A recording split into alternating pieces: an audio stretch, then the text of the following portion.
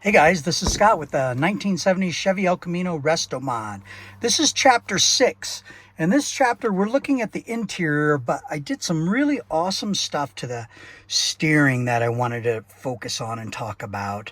So one of my earlier upgrades was to go to a smaller steering wheel. I've got the Lee power steering 12-to-1 ratio. This is really nice and tight. I went with this modern style Momo Jet steering wheel. It's got some carbon fiber accents and it's got lots of these handholds, which I really enjoy, and it's got the common feel of a modern car. And then I've got the paddle shifters I talked about in a previous video. So they're located back here where I can paddle up and down. I have the PCS controller display. This tells me the gear that I'm located in. Horn switch with semi-truck sound horns. And then the I Did It steering column. So I specifically went black, and I ordered this with ignition delete and no column. This car traditionally had the column shifter, but because I'm fully electronic with the PCS system, I wanted to make sure I had a steering column that really fit this car rather than look like a modification with some missing pieces. So that was by design.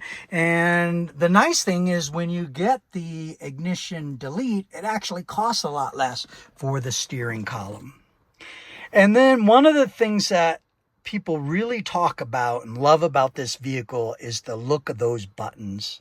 So this is quite special, and I really pride myself into finding these products that are one-offs or rare within the market and then modifying it to fit certain applications. And there's a lot of those type of Restomod touches in this vehicle. So this product is from a UK company called Cartek. It has an 8-button wireless buttons. One of the things that I don't like about it is those buttons are not backlit, so you can't see them. And I have 8 buttons, and all of them run to a controller. The controller has the LEDs, so it can tell you which one is on, but I don't have any space to mount that controller. That controller is actually hidden behind the center console out of the way. And I do have a few LEDs that help me identify when something is on. And so some of those LEDs are right here in the center console. The center one is white, and that is the alarm button. The red is the line lock, which is not fully set up yet. And then the green button is the gear vendor's activation button. So when I press the gear vendor's button there, that will operate.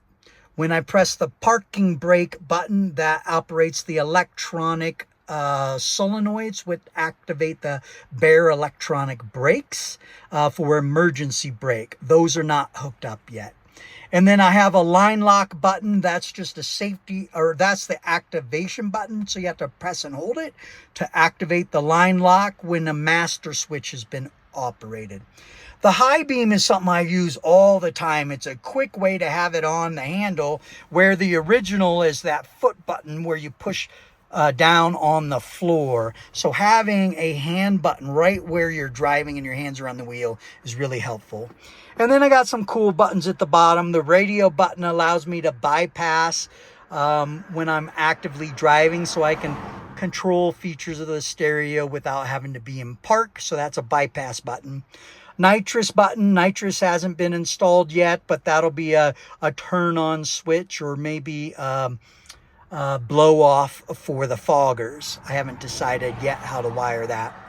And then the launch and the burnout are hooked to the MSD6AL2, and those are rev limiters. And so that rounds out the 8 buttons. You might be asking, how does it work wirelessly?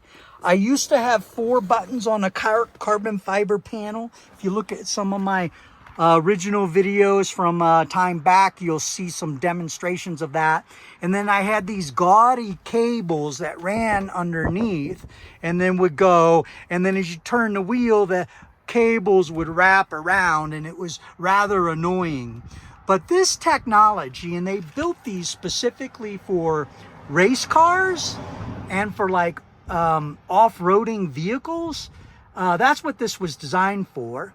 And so it allows you to have buttons on your steering wheel, and then it's got a transmitter.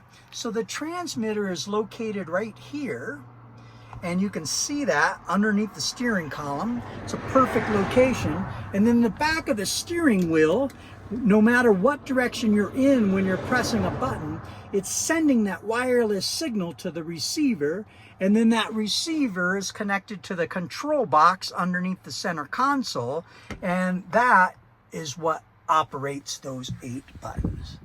So one of those really tricky and awesome discoveries that I had is by finding that company. It's actually hard to, you can do it if you know exactly what you're looking for in the US, but if you're looking for stuff like this in the US, you won't find it. I was actually on a trip in Europe, and it just pulled, you know, more local stuff, and that's how I found that product, and I was super excited when I found it.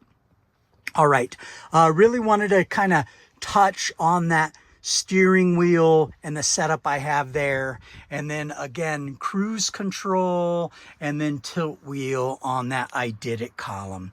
Really happy with the look. Again, this interior and some of these mods get a lot of reviews and a lot of people commenting because of just how cool modern this car became with these simple additions. All right, thanks for tuning in, and our next video, we're going to take a look at the audio system. So thanks for coming in today.